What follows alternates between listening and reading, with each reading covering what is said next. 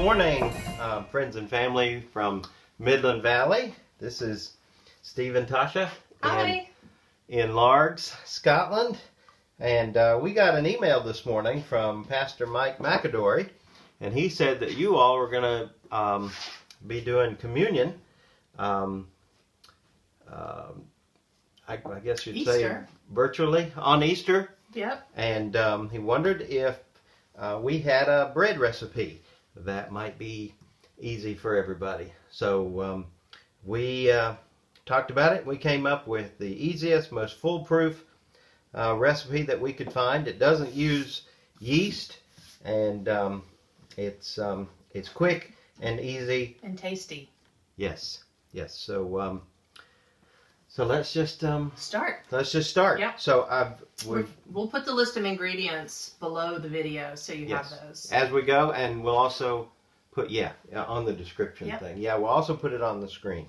And so we've got a nice big bowl, and we've got our ingredients out. Now, what we've already done is we're preheating our oven to 200 Celsius. That's 200 Celsius for us. That's for you. That's 400 Fahrenheit. So preheat your oven to 400. Now also, you want to go ahead. I'm going to show you 2 ways to cook this bread. And I'm going to do both. You can do either one, or you can do both if you want. One is in the oven. The other is in a cast iron or nonstick skillet. You can do it like flatbread. So if you're going to do the skillet, you want to go ahead and turn on your cast iron as high as you can. I don't put any oil in it. You can put a little oil in it if you want to, because when you get ready to cook this, you want that skillet or whatever you're cooking in, your pan, to be nice and hot already. So that's important. So have those 2 things going. Now, we've got all our ingredients out here, and the ingredients are a cup. That's 175 grams if you're going to weigh it, but you don't need to. It's a cup of what we call self-raising flour. Self-raising flour. You'll call it self-rising flour. So that's what you get at the store. Self-rising flour. Make sure it is self-rising flour, which makes sense because we're doing this for communion on Easter, and the bread is the body of Christ, which was also self-rising. So self-rising flour. And then we have 1 teaspoon of baking powder. Make sure it's baking powder, not baking soda. They're not the same thing. Right. 1 teaspoon of baking powder. We have a half teaspoon of salt. You can use any kind of salt you want. This is sea salt. You can use table salt. Iodized table salt if you want to. That's okay. Then we've got 1.5 teaspoons of oil. Again, you can use any kind of oil you want to. You can use olive oil or vegetable oil or whatever kind of oil. Sunflower oil, yeah, whatever. And then we also have a teaspoon, 1 teaspoon. By the way, 1.5 teaspoons is half a tablespoon, so that's why we've got half a tablespoon here. And then we've got I said the salt, didn't I? Yeah. That's everything. Yeah, that's everything. Okay, that's it. See, that's how easy this is. There's only 5 ingredients. So what we're going to do to start with, we're just going to mix our cup of self-rising flour, our 1.5 teaspoons of oil, our half teaspoon of salt. If you get a little more salt in it, that's okay because it'll taste better. And then our 1 teaspoon of baking powder. Baking powder. Thank you, Tasha. You can narrate. Why don't you narrate as I do this? And I don't know how much that is. This is a third. I don't think I said the water. Yeah. This is a third a cup of water, and you don't. You may need a little more than this. I'll show you in just a second. So we put the water and all the ingredients in a bowl, and you don't have to use a fancy Scandinavian dough whisk like this, but my wonderful daughter gave me this, and it's awesome. You can just use a wooden spoon or a fork or whatever you want to use, and what you're going to do is just mix it up. And this will probably take you a little while, so we may edit out the next couple of minutes. But I just want to show you. So it's looking like that when I start mixing it. Kind of crumbly. Kind of crumbly, yeah. Yeah. And I'm going to add a little bit more water to it.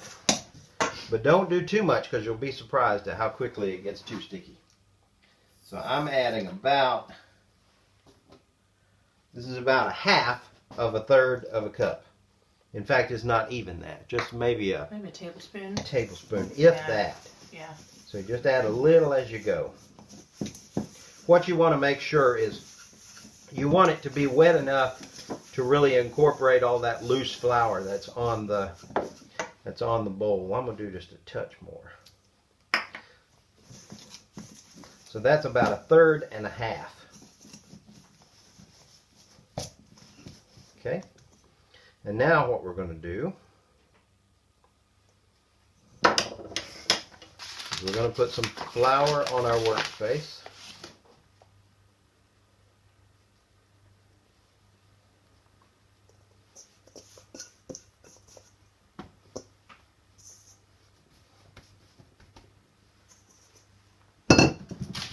And some flour on our hands.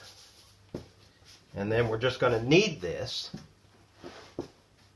And now don't worry if you don't know a technique for kneading. All kneading is stretching and folding and pushing. So if in some way you're squashing this dough around and squeezing it and stretching it with your hand, you're kneading it, and that's just fine. And this is a really good opportunity to get the kids involved.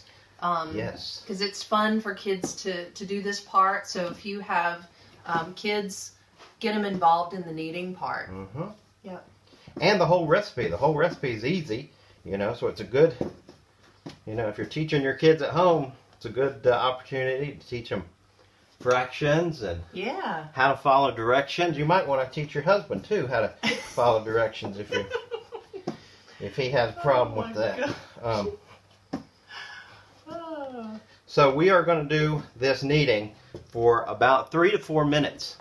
So one thing you can do is if you're listening to the radio, most songs are about 3 minutes. So knead through a song on the radio. Yep. Or get the kids to sing a song. That's right.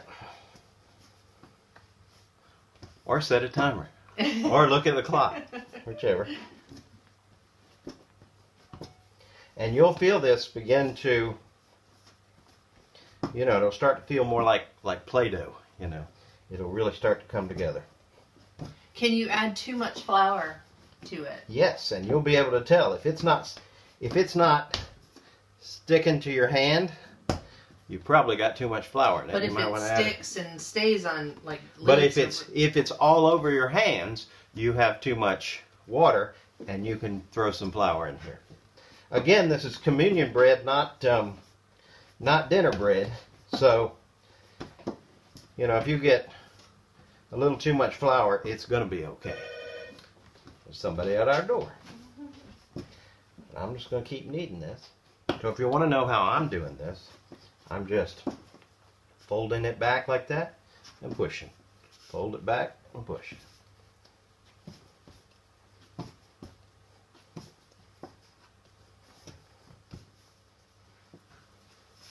Okay, I finished kneading it. And you can see it's in a nice little ball and it feels like dough. It doesn't stick to your fingers too much, and it's got some good, it's got a good consistency to it. That's how you know when you're finished kneading. Now, what I'm going to do now is I'm going to cut it essentially in half, right? And I'm going to make 2 balls. And then what I'm going to do is I'm going to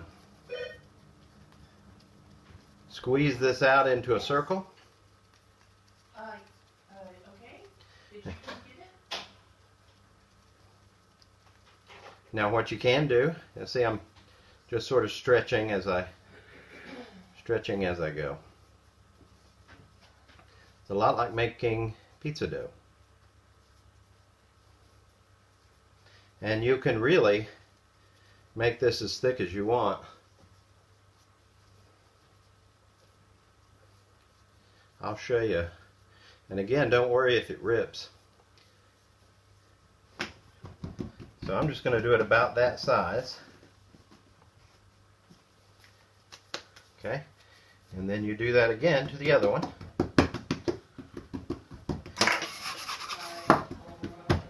And again, you can roll this out if you have, if you want to roll it out with a rolling pin.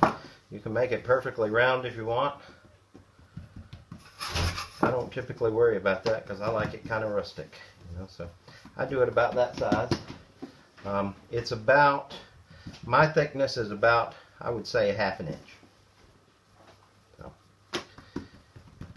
right. And like I said, I just usually sort of kind of stretch, squeeze and stretch. So it kind of looks like a little pizza. It does. It looks exactly like a pizza. And this wouldn't make a bad pizza dough. Now, could you roll that with a roller? Yes, you could. Okay. I think you missed that. I just said that. Oh, sorry. Yeah, you can roll it with a rolling pin. You can, you could roll this out into a big square and use cookie cutters and cut individual ones. Well, that would be cool. So everybody gets a little, that way you don't have to break it. So I'm doing that one about that size too. And again, I like to use my fingers to get it stretched out, about like that. Oh, that's vinegar. Do I? That's vinegar. Okay. And so that's what they look like when they're ready to cook.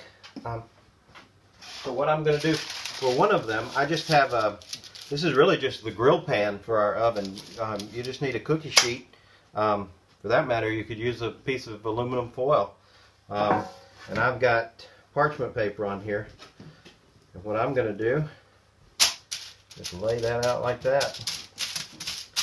And I'm going to put that in the oven at 400 Fahrenheit for about 12 to 15 minutes. What you might want to do, a lot depends on your oven. So I'd set a timer for 10 minutes. Check it at 10.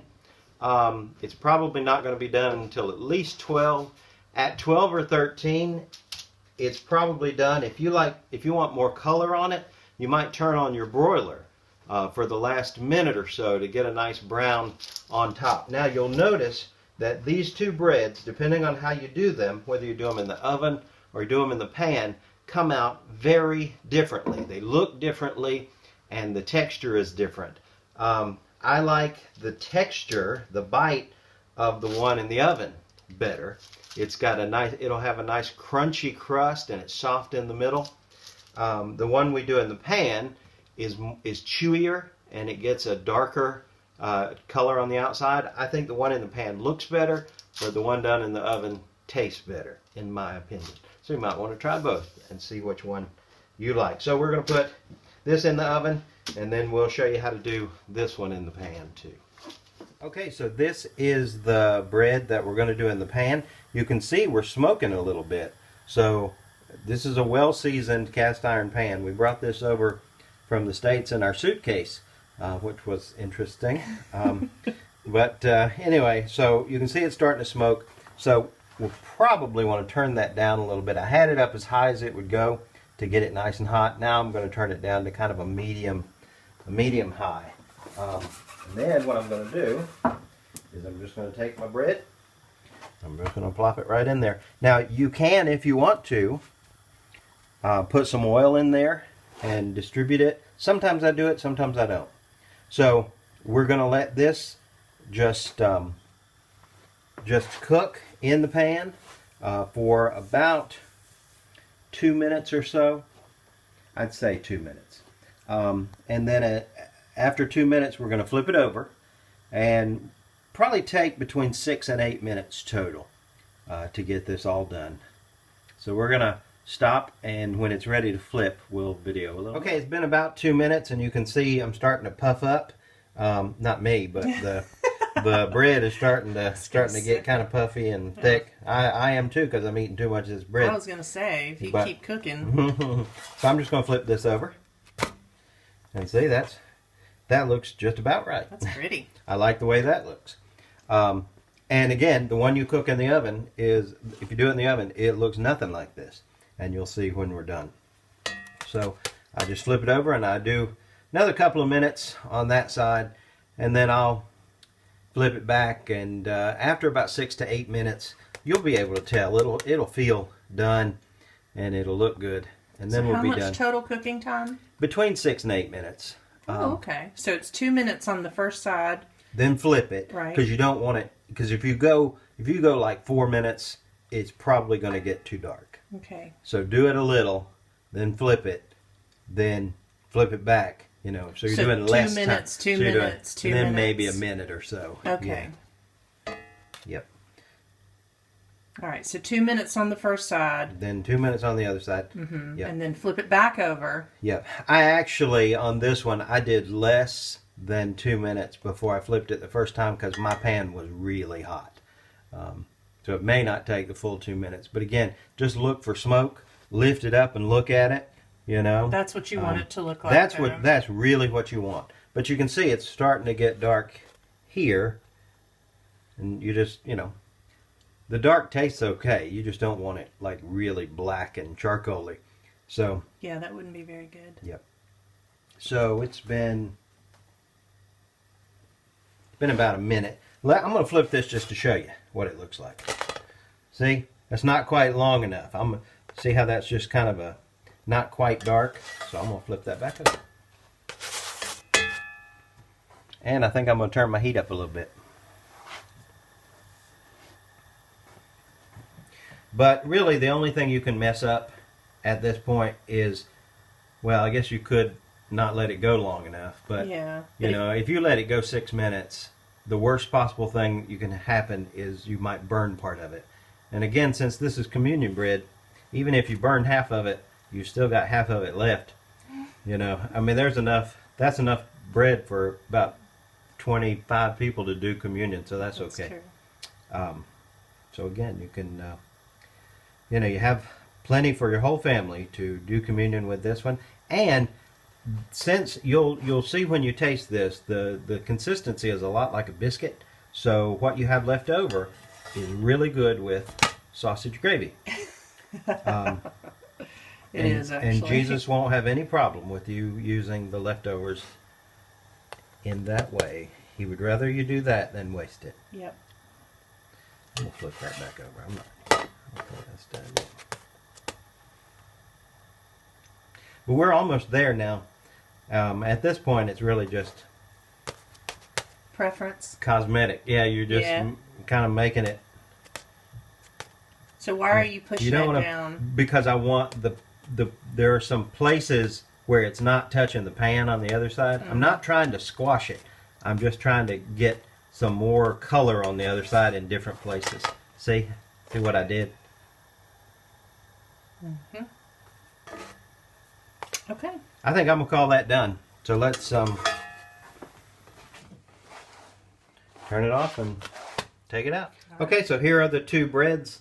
One out of the pan and one out of the oven. This is the one, and remember I said they're very, very different for, you know, the same recipe. This one was in the oven, this one was in the pan. And you can see what it looks like, right? It's not as risen. This one I did in the oven. I did it for the full 15 minutes. And the last about a minute and a half or 2 minutes I did with just the upper element. Not really broil, but kind of like that, just to get that nice brown color on it. And you can see that's what the other side looks like. And the texture of each of these is completely different. You see that the one I did in the pan is much softer. Tear it, looks like that. This is body of Christ broken for you. And then the one that's in the oven is going to have a crispier crust. So watch. You hear that? And I prefer this one. I like the crunch of the crust on the outside. Hear that? So take, eat. So that's communion bread that you can make yourself at home. I hope you find these recipes helpful, and you have a good Easter. Yep. Happy Easter. And wash your hands, and hopefully this quarantine lockdown time will be Quick. over soon. Yeah. Come see us if you ever get a chance. Yep. Come see us, y'all. Happy All right. Easter, and be blessed.